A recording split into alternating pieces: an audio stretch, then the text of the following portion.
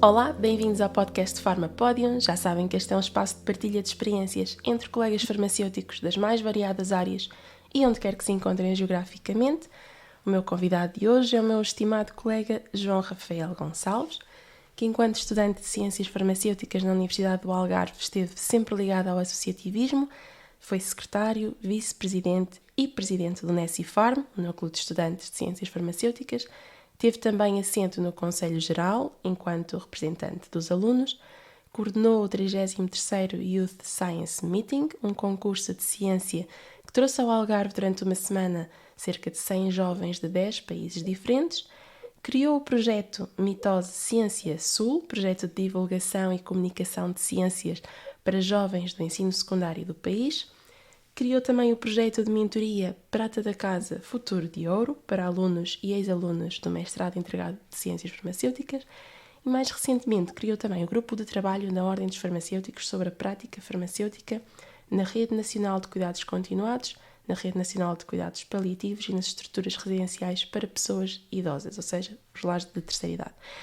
É farmacêutico comunitário desde 2016 e aluno de doutoramento da Faculdade de Farmácia da Universidade de Lisboa. O seu projeto de doutoramento visa avaliar a utilização do medicamento na rede de cuidados continuados e o impacto da intervenção farmacêutica na mesma. No fundo, procura melhorar os cuidados prestados através da otimização do uso do medicamento e do trabalho interprofissional. Bem, esta foi a introdução mais longa que eu já alguma vez fiz aqui no podcast, mas bem merecida. Obrigada, João, pela tua disponibilidade. Obrigado. Eu começo sempre pela mesma questão, já deves ter ouvido alguns episódios, sabes que a minha primeira pergunta é sempre: o que é que vos levou a tirar o curso de Ciências Farmacêuticas? Neste caso, porquê é que tu querias ser farmacêutico, João? Muito bem, obrigado, Luísa. Embora a introdução seja longa, ainda sou jovem, portanto parece... É verdade, falta dizer isso, o João é da minha geração. Exatamente. Mas sim, mas é muito ilustrativa da minha vida até agora. Sobre a tua pergunta, foi uma decisão rápida e não foi uma decisão pensada com muito tempo, ou seja, 12º ano, não é? Aquele momento clássico de escolhermos fazermos a escolha para a faculdade, e eu sempre tive, desde pequeno, e sempre identificaram em mim mais qualidades, mais competências, mas pôr nas ciências, nas humanidades, não é? Portanto, na sociologia, na diplomacia, na política, portanto, e eu naturalmente sempre gostei muito da agricultura. Semeava favas, semeava ervilhas, vendia favas e ervilhas. É verdade, parece estranho, mas é verdade. E sempre tive essa ligação muito ao campo, à história, à cultura geral, sempre fui muito interessado por isso. E, portanto, quer eu, durante muito tempo, quer aqueles que me rodeavam, os meus professores, os meus amigos, a minha família, diziam, ok, ou história ou agronomia. E depois comecei a perceber que a agronomia é uma área mais interessante e continuo-me a interessar por essa área. E no 12º ano, na altura, lá está, de fazer essa escolha, o que é que eu pensei? Estava em Ciências e Tecnologias, tinha uma média razoável, ou seja, permitia-me entrar na maior parte dos cursos, e fiz um bocadinho de benchmarking, se quiser. Fui ver os planos de estudos daquelas áreas fundamentais dentro da ciência, porque eu tomei essa decisão desde o 9º ano para o 10º ano, tomei a decisão, ok, eu sou naturalmente melhor a português, a história, enfim, no domínio das humanidades, do que na matemática, do que na química, do que na física, tinha que fazer um esforço maior do que se fosse a português, por exemplo, e então fiz essa decisão logo para o 10º ano, Ciências e Tecnologias.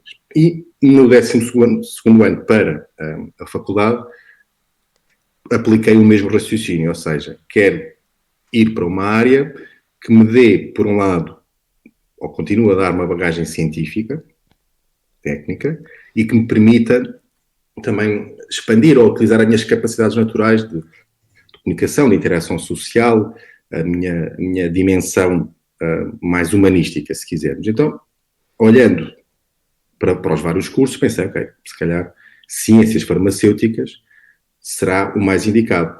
Assustou-me claramente aqueles anos iniciais, estou a olhar para o plano de estudo, não é? Física, química orgânica, química física, pensei, João, deste 14 a matemática foi a minha nota mais baixa do secundário, portanto, vais meter nisto, já tinha posto parte da engenharia, em agronomia, mas sim, mas lá fui para ciências farmacêuticas, porquê? Porque percebi pelo plano de estudos, e não tenho nenhuma relação familiar, ou não conhecia ninguém que fosse farmacêutico. Aliás, do meu conselho, que eu saiba, fui o primeiro a ir para ciências farmacêuticas, pelo menos da minha geração e da minha escola, em 2010, e percebi claramente que ciências farmacêuticas tinha e tem, não é? Uma abrangência tão grande que permite desde estudarmos o átomo, não é? Até a comunicação de más notícias. E, portanto, temos não encontro isso na saúde e noutras áreas, não encontro essa abrangência, essa diversidade. Acho que é mais por aí, é a diversidade. E foi por aí. Muito bem. E tu, durante o curso, eu lembro-me, porque fomos contemporâneos, não é? Sempre muito ativo, eu diria que te destacaste enquanto aluno pela tua proatividade e dinamismo. Muito participativo também sempre nos congressos, e eu acho que isso fez com que tu tivesses já uma visão muito realista da profissão, ou que conhecesses muito bem a profissão por dentro antes de ir para o mercado de trabalho. Agora a minha pergunta é, quando chegaste ao teu primeiro emprego, quando tiveste o teu primeiro emprego como farmacêutico, sentiste-te realizado ou desiludido? Essa introdução que tu fizeste, esse preâmbulo foi interessante, que é o facto de ter conhecido várias pessoas através das conferências, das jornadas, enfim, dos workshops que organizámos, porque organizei outros, aquele que me disseste na introdução, comunicação de ciência, feiras de ciência, mas através de outras associações, a Associação Juvenil de Ciência, enfim, outras organizações que não o núcleo de estudantes, e, portanto, o facto de ter conhecido tantas pessoas, e foram pessoas espetaculares, ainda esta semana enviei uma mensagem para uma dessas pessoas que eu conheci, não vou revelar quem é, mas trabalha numa indústria farmacêutica em Portugal, e preciso aqui de um aconselhamento, uma mentoria. E essa pessoa ficou desde há 10 anos atrás. Pois. Porque tivemos uma conversa muito interessante quando o convidei para fazer a conferência, ele foi lá depois 2 vezes, e ficou de facto uma relação boa, ou seja, encontrou ali um bom farmacêutico e um farmacêutico com clareza. Isto para dizer que já não ia com aquele encanto, se alguma vez tive aquele encanto muito heróico, eu nunca tive essa visão do heroísmo, isso agora vê-se muito, até na nossa profissão, e em medicina, e na enfermagem, muitas pessoas com aquelas capas heroicas. Vão salvar o mundo. Exatamente, depois pouco comunitárias, não implementam na prática, não se relacionam, enfim, uma coisa um bocadinho autocentrada. E, portanto, não fui muito desencantado, quando tinha tido a experiência de farmácia hospitalar. Também mostrou mais uma vez quais são as dinâmicas da profissão. E a única coisa que pode existir, e que existiu no meu primeiro trabalho até hoje, enquanto farmacêutico comunitário, é claramente a sensação, e mais do que uma sensação, porque também sou cientista, é objetivamente um facto, que é o desaproveitamento grande que nós temos do nosso potencial. E, portanto, o meu primeiro trabalho foi um trabalho em que não me desenvolvi muito do ponto de vista técnico, comparando com do ponto de vista humano. Isto é, tinha a bagagem, tinha os recursos, ou seja, não sabia, ia pesquisar, ia ler, também temos de ter esse interesse, não é? Quando a ordem diz os farmacêuticos também têm o dever de procurar formação, não peçam só à ordem, claro. Eu percebo isso, não é? Cada um tem a sua autonomia.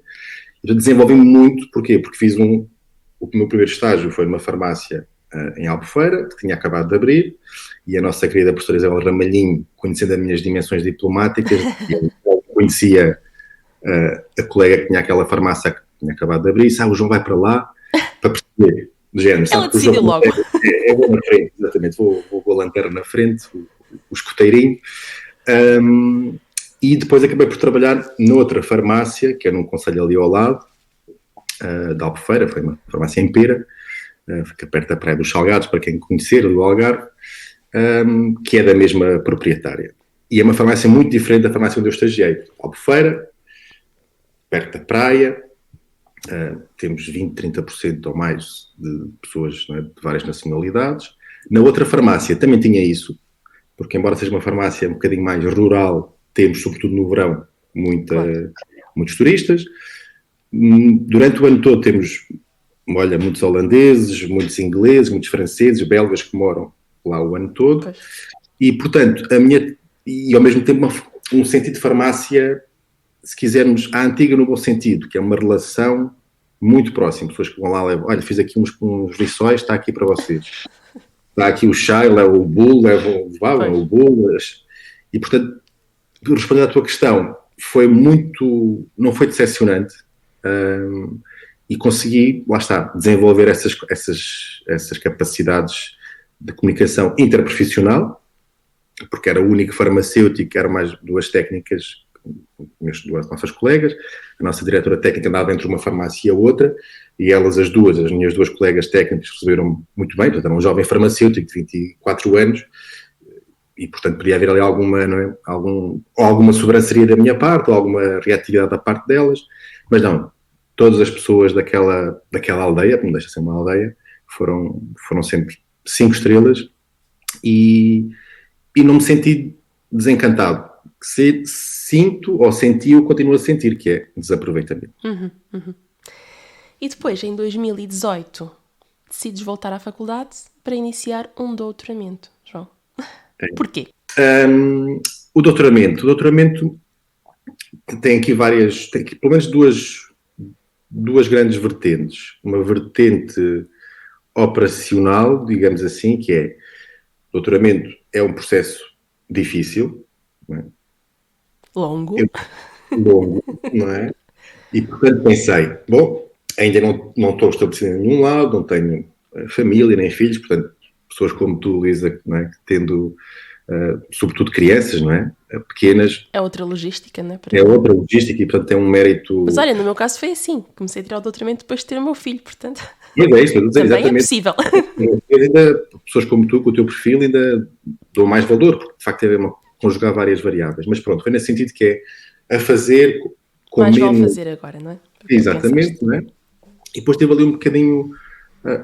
e, por outro lado, também gosto muito da parte académica, da parte do ensino, ou seja, da investigação, não é? Na altura não tinha bem essa noção, gostava de fazer investigação, portanto não foi um dos critérios, mas foi o critério de, ok, gostaria muito de contribuir para a formação de novos farmacêuticos. E, para isso, do ponto de vista universitário, é preciso termos o grau de doutor. Antigamente era um bocadinho diferente, mas felizmente, para o bem e para o mal, temos os quadros de professores, docentes, que são cada vez mais capacitados e a agência de acreditação, tudo mais, obriga a ter o doutoramento. Portanto, foi, do ponto de vista, também uma ferramenta estratégica, seja para a academia, seja para a indústria, e, portanto, de capacitar-me na altura em que eu achava que seria a melhor, ou seja, antes de ter família, ter filhos, tudo mais, com alguma energia ainda, diria, para fazer o doutoramento, e foi nesse sentido. Outra variável, ou pelo menos, digamos assim, a faísca, foi a nossa professora Isabel Ramalhinho, que um dia me disse, João, onde é que está, o que é que está a fazer? Foi logo depois de acabar a faculdade. Devia fazer doutoramento, que eu já tinha pensado também, pronto, e depois me contacto com o meu atual orientador, que foi por coincidência, ela foi professora dele na Faculdade de Farmácia, e depois ele foi orientador da tese de doutoramento dela. Portanto, foi aqui que engraçado. Por essas duas questões, uma questão pessoal, ou seja, tenho tempo, e uma questão estratégica, que é um doutoramento, à partida, trará mais benefícios. E o empurrãozinho da professora Isabel Ramalhinho, um beijinho para a professora Isabel Ramalhinho, que eu espero que ela ouça o podcast e que o divulgue junto dos seus alunos. Fica aqui a dica. Parece. Muito bem. Olha, João, e para quem nos está a ouvir e equaciona também tirar um doutoramento, por onde é que deve começar? Eu pergunto isto porque eu fui ter contigo para te perguntar também, João, quero fazer um doutoramento, por onde é que eu começo? E engraçado que depois de eu ter entrado também já recebi colegas a perguntar-me exatamente as mesmas coisas que eu te perguntei a ti também na altura. Portanto, são dúvidas comuns, não é? O que é que tu podes dizer, assim, rapidamente, 2, 3 coisas a quem está também a equacionar um doutoramento e não sabe por onde começar? Certo. Eu pegaria naquele projeto que tu disseste no início, que é o Prata da Casa Futuro de Ouro, um projeto que tenta utilizar os ex-alunos da nossa universidade, da nossa faculdade, para fazer mentoria aos atuais alunos. E, portanto, o que nós tentamos fazer é trazer colegas de várias áreas, porque o aluno está no 4º ano até, eu gosto muito de clínica, eu gosto muito de análise, mas ok, mas pode haver alguém que traga não é, uma diferença. Às vezes são mais do que questões técnicas, são questões pessoais, que houve alguém que me apoiou, que me ajudou. Exatamente. E dicas objetivas para o doutoramento. Ponto 1, ter a vida minimamente organizada, ou seja, a nossa saúde mental. Há sempre percalços, há sempre coisas, certo? Mas eu queria que é uma apneia, ou seja, temos que treinar a apneia. Vai haver momentos em que estamos debaixo de água e se já vamos com ansiedade, já vamos em esforço, ok, podemos... A vida toma outras direções, não é? Por mais sonhos que nós possamos ter. Portanto, essa é a grande questão. Tratem da sua saúde física, mental, falem com as pessoas que estão à vossa volta, expliquem às pessoas, ok, vou ficar se calhar, ou posso ficar um bocadinho diferente, mais desligado, um bocadinho mais reativo. Essa é uma questão, acho eu, basilar. Segunda questão, identificar bem a área. Ou seja, se quiserem fazer, e eu acho que hoje em dia não faz sentido não fazer assim, se quiserem fazer um doutoramento com produção científica, com publicações, há aquela moda antiga de escrever, fazer a investigação sempre, obviamente, mas publicar mais tarde. Se quiserem fazer nessa área, ou nessa metodologia, devem escolher bem a área que querem fazer. Tem que ser uma área que gostem e tem que ser uma área onde, por um lado, já haja alguma evidência que nos possa dar o estado da arte, ou seja, o que é que eu sei, mas o que é que eu posso acrescentar. Não ir publicar em uma área saturada, não é? Mais do que não é... E até desvirtua um bocadinho o conceito de doutoramento, fazer publicações e fazer investigação em áreas que já estão saturadas. Então não vale a pena fazer investigação, já há evidência suficiente. Faz-se uma revisão sistemática, pronto, sistematiza-se aquilo tudo, põe-se tudo, dizemos, a evidência dos últimos 10 anos, 15 anos diz isto. Não vale a pena estarmos a acrescentar mais 2, 3 artigos. E aqui é uma questão que nós às vezes não dominamos tanto, escolher, ou tentar escolher, um orientador e depois eventualmente mais co-orientadores que estejam alinhados com isto, ou seja, alguém que tenha, por um lado, uma visão, não necessariamente uma visão muito detalhada da área que nós queremos investigar, mas tenha uma visão clara do que é fazer um doutoramento, do que é orientar um doutoramento, do que é publicar, e ter aqui uma relação. Não é preciso ser uma relação de melhores amigos, certo? Mas é, sobretudo, confrontar as nossas ideias, ou seja, eu gosto desta área, gosto de epidemiologia, gosto de clínica, gosto de farmácia hospitalar, sim. Mas dentro disso, o que é que queres fazer? Quais são as ferramentas, ao fim e ao cabo, a tua toolbox, não é? A tua caixa de ferramentas que, no final, tu queres ter bem desenvolvida e que tu precisas também antes. Não é? E diria que essas três questões são importantes. Portanto, a questão da saúde mental, da nossa estabilidade o máximo possível, da escolha de uma área que seja interessante, que nós possamos acrescentar algo, de facto, útil, e depois conjugar isso com um suporte, lá está, também familiar, obviamente, ou de amigos, de família, inclui todas as pessoas que nos suportam.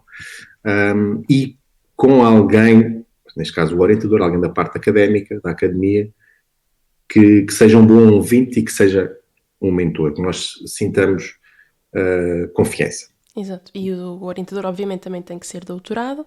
Isso é um critério básico também, não é? E depois tentar ver, dentro daquela área em que nós queremos explorar, quem é a pessoa que é da referência, ou pelo menos está por dentro do assunto, não é? Que é um nome... E depois contactá-lo e, olha, boa sorte, não é? Enviar um e-mailzinho com as nossas ideias. Depende muito, ou seja, vamos comparar.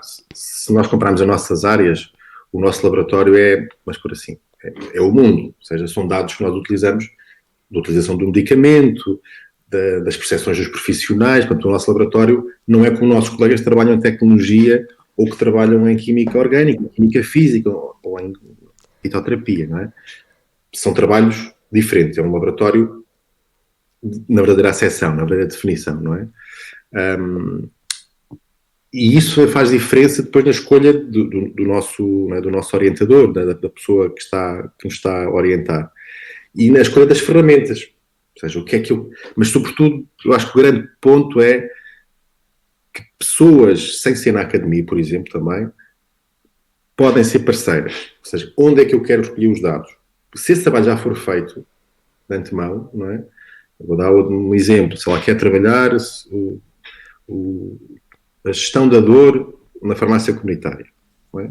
o que é que os profissionais sabem, os farmacêuticos, quais são as várias as escalas de dor, enfim, uma série, não é? Uma série de ferramentas. Se eu, de antemão, identificar farmacêuticos e farmácias que estejam dispostas a fazer esse trabalho, porque os colegas vão perder tempo, ao fim e ao cabo. Quando nós pedimos para responder a um inquérito, sabemos que o colega perde tempo. Se nós conseguimos estabelecer, mesmo a 3 anos ou 4 anos, só vou publicar ou só vou começar a trabalhar naquele artigo daqui a 3 anos, mas se eu tiver de antemão uma rede onde possa fazer a recolha dos dados, isto como é que se faz? É um trabalho diplomático, um trabalho de, ok, nós podemos chegar aqui a um consenso, que é quais são as necessidades que a vossa farmácia ou os farmacêuticos têm. Então podemos orientar a nossa investigação para, no final, responder a isso e desenvolver, em vez de ser uma coisa fechada, não é? Em vez de discutir o sexo dos anjos, a asa do pinguim, assim, assado, não, fazer uma coisa adaptada.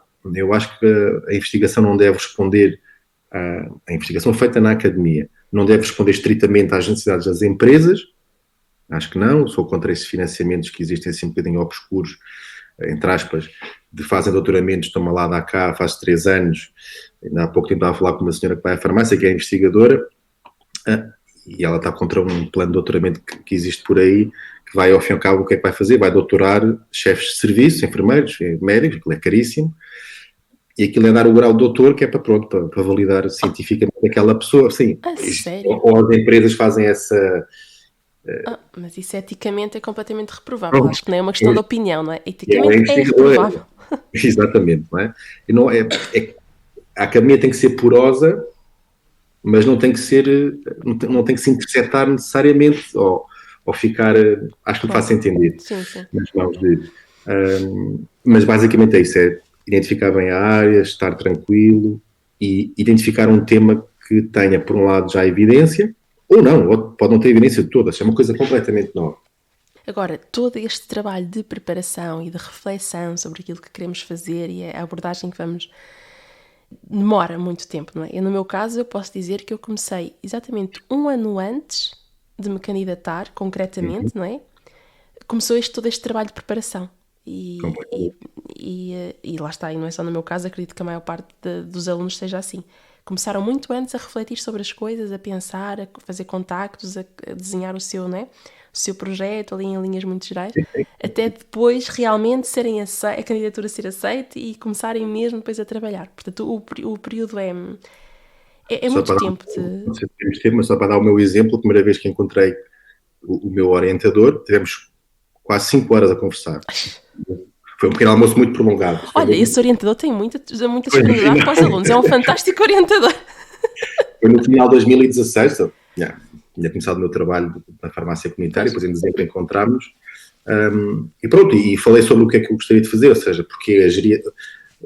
Pensei nos idosos, depois cuidados continuados, a rede de cuidados continuados, foi uma conversa muito interessante, ter uma colaboração com uma universidade estrangeira, portanto a minha orientadora é dos Estados Unidos, tenho que ir visitá-la, mas veio a pandemia, portanto ficou tudo aqui em suspenso, mas é muito por aí, ou seja, isto foi em 2016, e o projeto só foi aprovado no final de 2017, ou seja, foi ali um brainstorming de 4 horas, depois foram 9 meses a escrever o projeto, a ler muita coisa, e hoje olho para aquilo e digo, esta terminologia não está certa.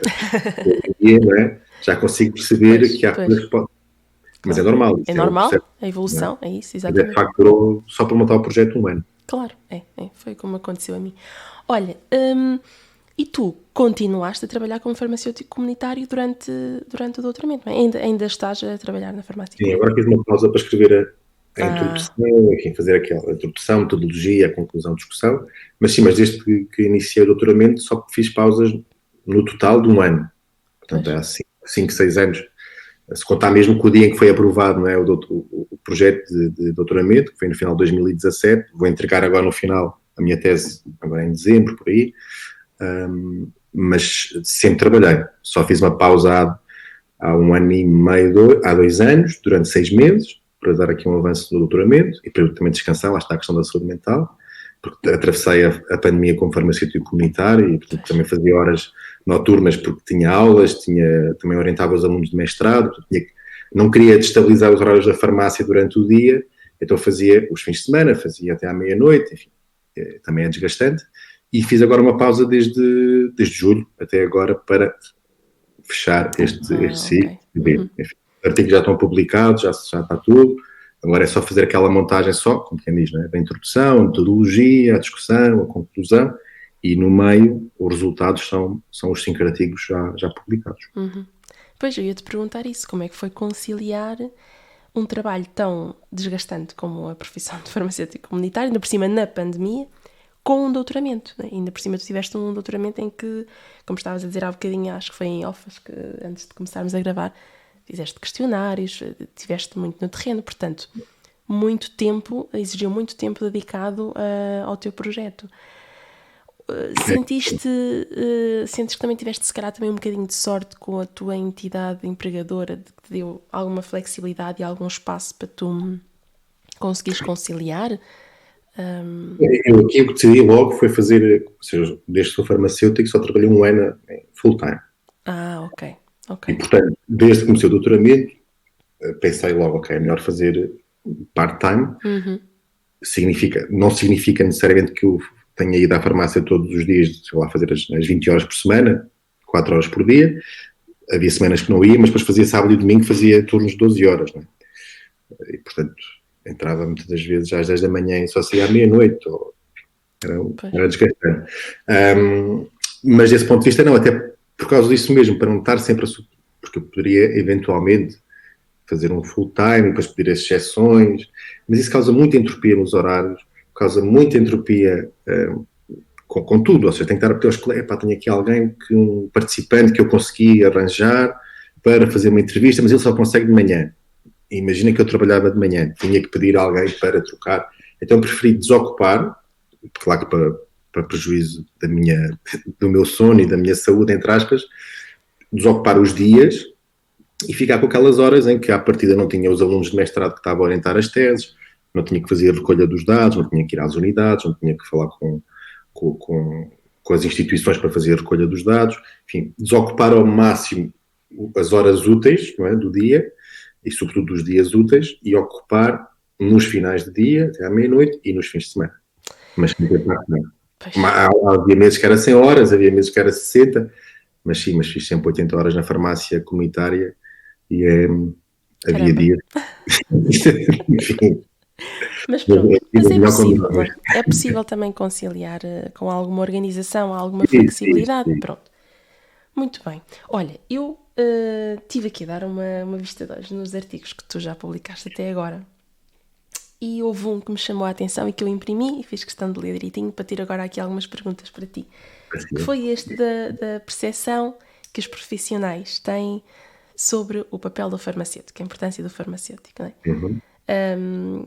E os farmacêuticos são, então, neste artigo, corrijo-me se eu interpretei alguma coisa erradamente, mas são apontados por estes profissionais como peças fundamentais nas atividades de farmácia clínica, educação e treino dos outros profissionais, não é? Questões logísticas, mas por outro lado é-lhes apontado de que lhes falta treino clínico e alguma proatividade. Exatamente. A minha primeira pergunta é se tu concordas com esta visão, com esta opinião, ou se foi algo que te surpreendeu. Porque isso é o que nós chamamos o viés, ou seja, não é? Quando nós fazemos essa investigação, uma investigação qualitativa, não é? O facto do próprio investigador ser ele farmacêutico neste caso e ter uma visão sobre a profissão pode enviesar. Por isso é que nós utilizamos um modelo que seja o mais, para já um guião, que seja sempre tudo igual, não é? Estamos a produzir ciência, e depois usamos uma teoria, neste caso foi a Role Theory, portanto a teoria dos papéis, para analisar sem vieses, ou diminuir, que isto nunca acontece, não é? Diminuir ao máximo isso. Para te responder, do meu ponto de vista, sim. E aqui temos que situar essa investigação nos cuidados continuados. Exato. É uma rede nacional, tem quase 400 unidades, são 9.000 camas de internamento, depois tem outras 7.000, 8.000 que são ao domicílio, são equipas que partem dos centros de saúde e que vão a casa todos os dias, vão à casa dos doentes. São doentes que não são doentes de lar, o famoso lar. O lar é uma unidade diferente, é uma componente mais social do que uma componente mais médica, se quisermos, não é? Nós temos cuidados continuados muito complexos, são doentes pós-cirurgia, que têm demências, e são doentes que têm há 18 anos e têm 90 ou têm 100. Somos doentes, não é? Um doente que tenha um acidente de viação e que não se justifique estar no hospital, mas precisa de recuperação. Exatamente. Ou é complexo, ou porque precisa de psicoterapia, ou precisa de fisioterapia. E, portanto, sim, eu concordo com essa visão. E achei muito interessante, sobretudo, vamos para a parte mais negativa primeiro, essas duas questões, que são a falta de treino clínico e a falta de proatividade do farmacêutico integrar as equipas. Essa amostra foram 14 pessoas, são investigadores, são enfermeiros, são médicos, são gestores e também são farmacêuticos. Farmacêuticos que trabalham nos cuidados continuados ou trabalham em farmácia hospitalar. Mas 90% da amostra são pessoas, distanciadas, quer do ponto de vista ou desinteressadas, se quisermos, da profissão farmacêutica no bom sentido, digo, como os gestores, os médicos, os enfermeiros e sobretudo os investigadores, os especialistas na área dos cuidados continuados, e achei interessante e concordo. Achas então que faria sentido, perante isto, não é? Faria sentido alterar a estrutura curricular do curso? Ou será mais uma questão de criar uma especialização ou cursos pós-graduados ou especializações profissionais ou mais académicas, não é? De cursos pós-graduados para combater estas lacunas de formação ou aprofundar então conhecimentos em áreas estratégicas, não é? onde está a faltar, como por exemplo nisto dos cuidados continuados, não é? Haver um curso pós-graduado mais focado, mais direcionado para que os farmacêuticos possam de forma mais capacitada integrar estas equipas e até com mais confiança, não é? Porque se calhar depois, tendo mais confiança, também vão ser mais proativos. O que é que te faz mais sentido? Eu acho que muitas das vezes batemos, muitas aspas aqui, batemos muito nos 5 anos de curso e depois batemos menos, entre aspas, não é? Bem entendido, nos estágios e na profissão em si, ou seja, na formação dos farmacêuticos ou dos mestres em ciências farmacêuticas. Só são farmacêuticos aqueles que estão inscritos. Respondendo, na área dos cuidados continuados ou na área da farmácia comunitária, eu acho que sim, acho que faz falta, e na farmácia hospitalar, cursos específicos. Uma pós-graduação seria muito interessante. Foi nesse sentido que tentei isto. Agora falta só a autorização final, que junto da Ordem criou esse grupo de trabalho para os cuidados continuados, incluí os paliativos e incluí os lares, as famosas ERPs. Porquê? Porque são uma população que são diferentes, uma criança é diferente do idoso, obviamente, os paliativos também incluem, não é? A parte pediátrica e mesmo os cuidados continuados também temos doentes pediátricos, mas sim, falta de facto aí uma questão específica, porque o que nós vemos é a formação muito desintegrada, síndrome do olho seco, atopia, enfim, mas na prática, é a pergunta que eu faço sempre, se nós como farmacêuticos, quer que trabalhemos na farmácia comunitária, na farmácia hospitalar, nos cuidados continuados, se tivermos que nos sentar com um médico e ele darmos o diagnóstico, conseguimos instaurar uma terapêutica? O nosso raciocínio está trabalhado nesse sentido? Não. E aí é uma falha das faculdades. As faculdades fecham-se, dão pouco ensino clínico e não é por insuficiência, ou seja, não é porque os professores que são os regentes, não é? São os diretores das cadeiras, não tenham conhecimento. Não. As faculdades é que precisam de trazer as pessoas que estão no terreno para dar esses casos clínicos, para dar esses casos práticos. Por isso mesmo é que a enfermagem ou a medicina tem um treino muito, muito maior. Porque de base, se nós olharmos para o plano de estudos de medicina, sobretudo, vemos que cada vez mais estão a incluir as áreas que as nossas áreas sempre foram. Mais bioquímica, mais matemática. Antes não, cadeiras anuais, semestrais de ensino clínico de obstetrícia. Pronto, estavam lá um semestre no serviço de obstetrícia. Hoje em dia não. Já tem mais opcionais de bioestatística, de bioquímica, de genética. E nós estamos a perder um bocadinho às vezes isso. E achamos que o que nós temos não é importante. Porque eu acho que as universidades não servem para nos ensinar a fazer o IRS. Então, isso é uma visão de um politécnico. Vou formar um profissional para cumprir aquelas funções. Para o saber fazer, não é? Exatamente. Isso é que é técnico, exato. E a nossa função não é uma função de, eu estou aqui no Olimpo. Não. Também tenho que saber, olha, se for preciso agarrar na caixa do soro e reponho o soro. Ok, mas eu preciso saber para que é o soro, não é? Como é que eu faço uma fluidoterapia? Porque é que eu dou, porque é que não dou? E, portanto, essa investigação põe ao de cima, ou esses grandes temas da pouca proatividade, eu acho que resulta do desconhecimento, também resulta da falta de tempo, isso é muito importante, também chegámos a essa conclusão na investigação, os colegas, enfim, têm várias unidades, por exemplo, ou têm outros trabalhos, nem sempre está lá o médico para discutir o caso, nem sempre o médico também é receptivo, mas se nós conseguirmos mostrar a evidência, eu acho que os profissionais mudam. Portanto, o que eu diria é, eu poria 20% de mudança nas faculdades, na questão clínica, trazer os profissionais que estão no terreno, profissionais com idoneidade, não é uma questão de amiguinhos, este é muito simpático, não. Isto, sabe, tem que ser, a pessoa, onde é que você trabalha, o que é que você faz, o colega, isto, ok. E partir de um caso prático, tenho este doente, o que é que vamos fazer? E depois chegar ao final, olha, eu dei esta sugestão, por isto, o médico deu esta, mas eu pedi para trocar, e as coisas funcionam, temos é que mostrar o conhecimento, senão andamos sempre a chorar, que ninguém nos respeita, que ninguém nos valoriza. Pois ninguém há uma das participantes disse, pois vocês farmacêuticos têm que pensar que ninguém vai bater à vossa porta para vos chamar. Claro. Se vocês não estão presentes, não dão sugestões, enfim, estão só a assinar papéis e a comprar isto, a comprar aquilo, e é uma parte muito importante, a gestão do estoque, isso de facto ainda é, sem ser aquela questão administrativa da compra dos psicotrópicos ou do circuito especial dos medicamentos, que é uma obrigação legal. Se não for também outra questão de comprar melhor, comprar mais barato, gestão dos estoques, o farmacêutico está preso só por isso, e não pode ser.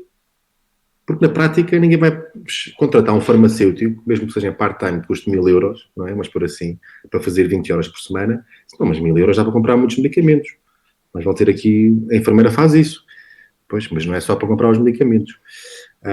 Mas por outro lado temos uma visão, os profissionais têm uma visão muito, muito positiva, ou seja, sobretudo nesta área dos cuidados continuados, precisam mesmo do farmacêutico. Porquê? Porque temos doentes muito complexos. Olha, João, e no teu artigo também começaste logo por dizer isto, penso que na introdução, de frisar bem que não existe na legislação a obrigatoriedade, a mandatoriedade da presença de um farmacêutico nestas instituições. Exato. Achas que é também por falta de proatividade enquanto classe, de ainda não termos conseguido reivindicar algo que parece tão óbvio, que é Sim. Onde há medicamentos tem de haver um farmacêutico? O que é que está a faltar para que isso ainda não se tenha concretizado? Isso é um bocadinho a expressão do país, não é? Tu estás num país, a Holanda, que bem ou mal, está legislado, basta que um funcionário diga, olha, está na lei, pronto, não há problema nenhum. Todos seguem, a maioria da sociedade, seja numa profissão, seja no seu todo, segue o plano, segue o que está legislado. E aqui temos essa dificuldade, não é? Porque não é admissível que uma unidade que compre medicamentos não tenha um serviço farmacêutico, porque já está legislado desde 1900 e troca ao passo. Não faz sentido. Não faz sentido. E não faz sentido que, por exemplo, há unidades que podem ter, aliás, há uma União das Misericórdias, pronto, podemos dizer o nome, não há problema. Tem quase 100 unidades que são vigiadas ou que têm apoio farmacêutico, mas cada colega tem até um máximo de 10 unidades. Porque houve uma exceção do Infarmed. Mas já sei de outras unidades que pediram para ter a partilha de farmacêutico, porque têm 2 unidades. Não pode ser. Mas não pode ser porquê? Não é? E é esta... É que depois estamos a discutir coisas e depois, temos que bater o pé. Temos, mas o que é que diz a lei? Se uma unidade faz compra de medicamentos, então precisa de ter um farmacêutico. Claro que o colega não pode estar lá 8 horas por dia, é um desperdício de um profissional, não é? Se a unidade tiver 150 camas, 100 camas, justifica-se, não é? Alterações terapêuticas, o volume é maior, mas uma unidade de 30, 40 camas não se justifica, não é? E andamos sempre nesta discussão, que é o que é que está legislado, o que é que diz. Pronto, depois podemos chegar aqui a um acordo, que é ok, mas a unidade tem mais um custo com esse profissional. Sim, mas esse profissional faz reduzir em muito o custo, porque se calhar compra só pantoprazol. O custo e mesmo os riscos, não é? Porque eu estou a pensar, não é? Eu conheço, por exemplo, alguns lares de idosos, nem estou a falar dos cuidados continuados, nem dessa rede toda, mas nos lares, há lares que têm centenas de utentes, cada um a tomar 5 ou 6 medicamentos diferentes, não é? Praticamente todos polimedicados, e a gestão dessa medicação é feita muitas vezes, nem sequer é por enfermeiros, muitas vezes é feita por pessoas sem qualquer formação. Acho que não é um exagero dizer isto. Pessoas sem formação. São aqueles auxiliares que estão lá e que têm muitas vezes até uma salinha que chamam a salinha da medicação, e aquilo é assustador. Eu já uma vez entrei numa salinha dessas e datei as mãos à cabeça. E pensei, não, isto não está a acontecer. Aquilo é uma espécie de mini farmácia. Eles têm ali imensos medicamentos, caixas abertas, tudo. E depois são elas que fazem, ok, este toma aquilo. É tão fácil haver erros. Tão fácil, não é? E ninguém vai fazer um double check, ninguém vai controlar, não há um profissional que faça a validação daquilo que está a ser dado aos doentes. Olha, eu acho isso assustador e acho inacreditável que ainda ninguém tenha feito nada para mudar isto. E hoje em dia temos uma vantagem, entre aspas, que há muitas farmácias comunitárias a prepararem medicação individualizada para o doente. É verdade. Bom, para os lares. E depois também há outro problema nos cuidados continuados, que é o Estado paga por tipologia, temos convalescência, média e longa duração, podem estar na mesma unidade, são doentes que ficam 30 dias, 90 dias ou mais de 90 dias internados. O Estado, quando paga por câmbio por doente por dia, paga incluindo a medicação. Portanto, a unidade não pode comprar na farmácia comunitária, porque é dupla com participação. Porque se o médico vai à unidade, passa a receita, certo? E vai à farmácia com aquele utente já tem um desconto, tem uma coparticipação pelo SNS. Mas o Estado, quando pagou aquela unidade, já pagou incluindo a medicação. Portanto, até nisso estamos a perder dinheiro. E depois a questão da segurança, não é? Estava a falar com uma colega que prepara a medicação para um lar e eles acharam estranho porque ou foi um utente à farmácia, está lá uma enfermeira assim muito despachada, não sei o quê. Então, falaram ao telefone, o que é que a enfermeira fazia? Juntava tudo. Era jejum? Não, é jejum e após o pequeno almoço. Tudo. Claro que assim era muito despachado, não é? Aquilo, chegas ali, vais dar o pequeno almoço, ao chegar a passar o pequeno almoço, e chega a enfermeira, e aquilo até pode ir muito preparado, e bem preparado para a preparação, né, da medicação individualizada, com aquilo tudo, mas não, vou pôr tudo junto.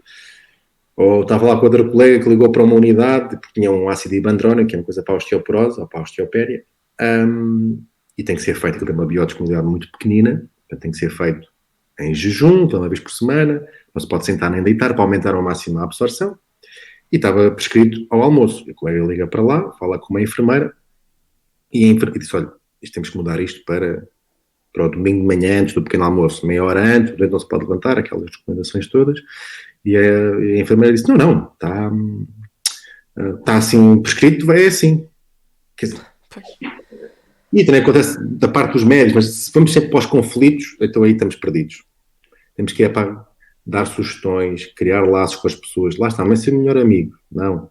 Por exemplo, uma das colegas que está no grupo de trabalho, trabalhou nos cuidados continuados, e ela dizia isso mesmo. Diz, quando cheguei à unidade, eles olharam para mim, lá vem esta para fazer a compra dos medicamentos. Mas depois estabeleceu-se uma relação nos anos que ela teve lá, uma relação espetacular, não é? Criaram um formulário a ela, mais a médica, a enfermeira. Se as pessoas estiverem disponíveis e não forem sobranceiras, se chegar, sou doutora, pois está bem. E agora? So what? Tem que mostrar conhecimento, tem que olhar para os doentes, ninguém sabe tudo, ninguém é uma ilha, vamos pesquisar, vamos ler, e sobretudo nos lares e cuidados continuados, os doentes são muito complexos. E são muito complexos porque vão a várias especialidades, e depois também temos esse lado, que é mesmo que eu queira desprescrever, eu sugerir e falar com o médico que dá apoio à unidade, às vezes temos ali uma dificuldade que é, mas este doente já é seguido por este neurologista há não sei quantos anos e é professor doutor, nós vamos dizer para tirar, a família vai... Até nem sempre, não é? Várias condicionantes e portanto, toda a gente é precisa. Uhum. Olha, João, e agora, no final do teu doutoramento, quando finalmente terminares esta etapa, o que é que tu gostarias de fazer? Qual é que é o teu sonho? Primeiro vou descansar bastante, vou para as carinhas, vou fazer o meu detox todo mental, vou emagrecer, fazer mais desporto, agora tenho estado parado. Mas sim, esse é o primeiro passo. Não estou a brincar, mas... Não é? Exatamente. Tenho que pensar bem, ou seja, a minha área de doutoramento é uma área clínica, portanto, a indústria não será necessariamente uma porta de saída só pelas minhas características pessoais, eventualmente. Ou seja, sendo um cientista neste caso da área clínica, da sociofarmácia, mas não deixa de ter uma base científica, né, obviamente. Mas também não sei, também lá está, nunca tive essa experiência. Não sei se será um ambiente que seja o mais apropriado. Há bocado também te lembras disso, não é?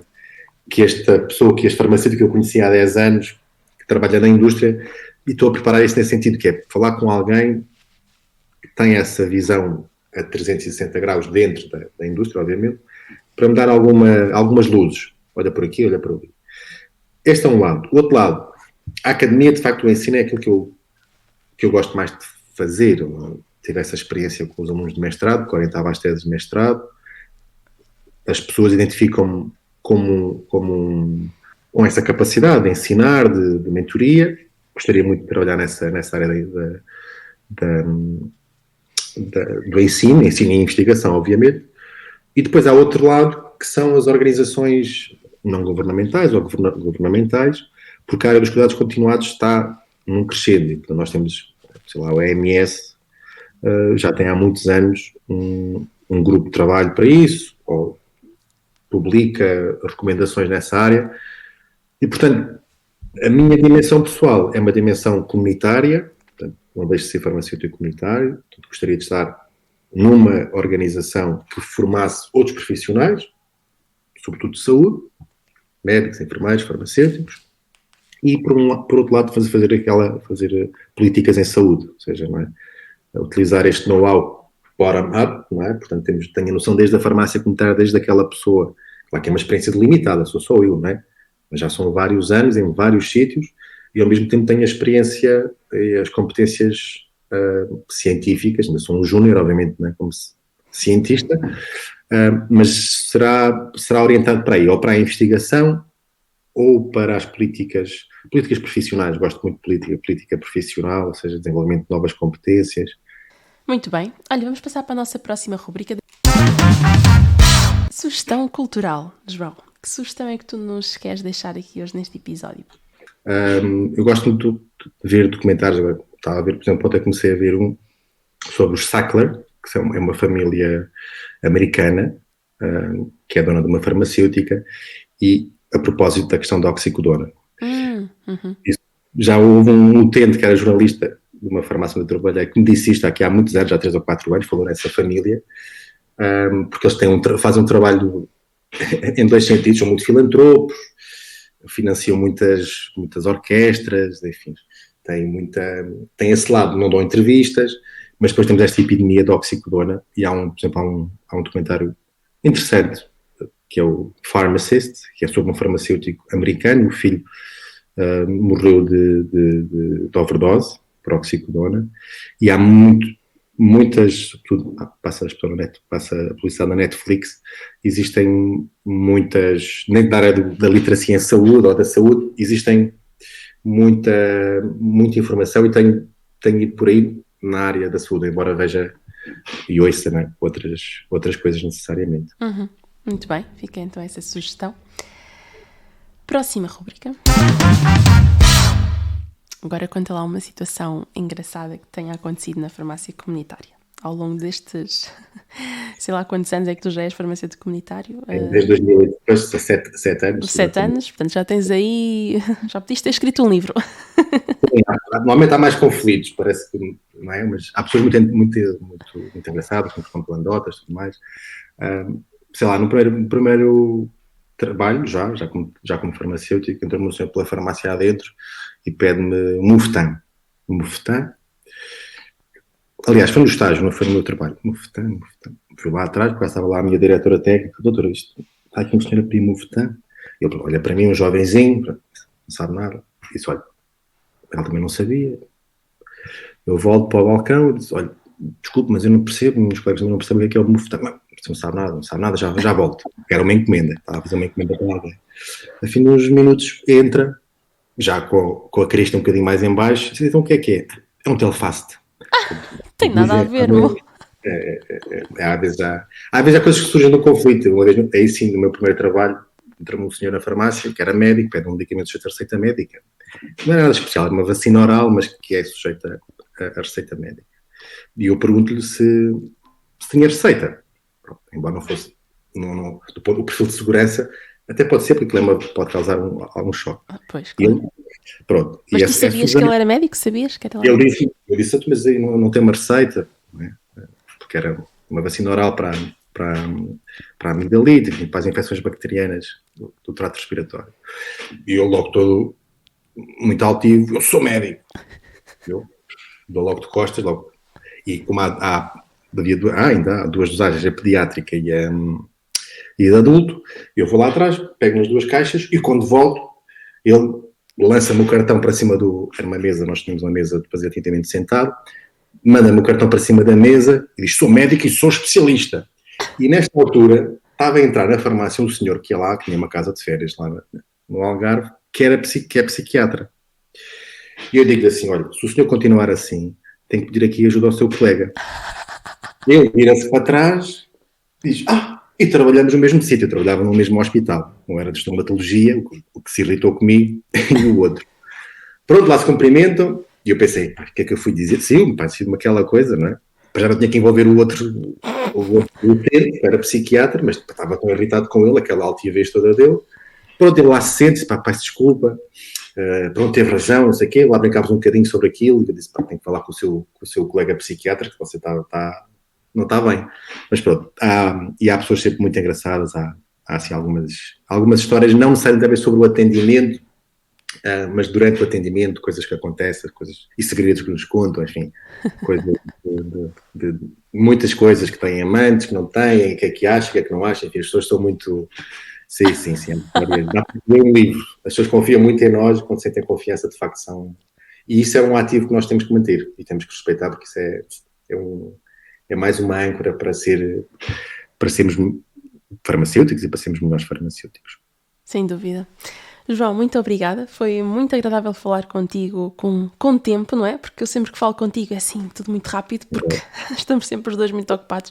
E hoje tivemos aqui este bocadinho para dissestar um bocadinho com mais calma sobre a profissão, é sempre bom.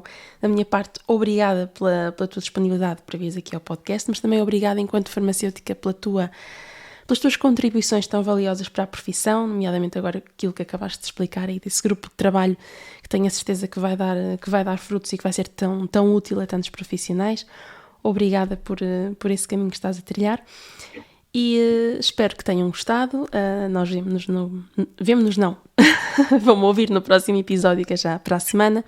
Saudações farmacêuticas e até à próxima.